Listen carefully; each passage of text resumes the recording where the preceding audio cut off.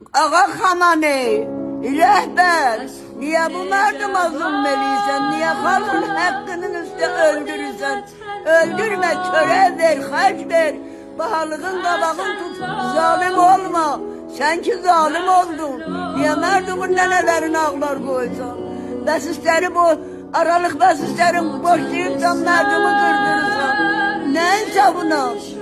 salırsan zindana, Ehliyalı kalır az da nedir rehbersen, nedir rehm elədir, nedir merduma zulm eləyirsən, doğuların nənəsi ağlamır, İsrail'den bed oldu, İsrail bir tane atırdı gene bir iki ölürdü, sen öyle bir yeşere kırdırırsan, namert, bebiled adam namert olar, neçe boyun kırdırırsan merdumun ehliyalı, ya insaf elə de bir utan da, Əhliyalın qəşək kefin çəkir, mərdumun qız gəlini avara darada işləyir, bitki əhliyalına törə çıxadı.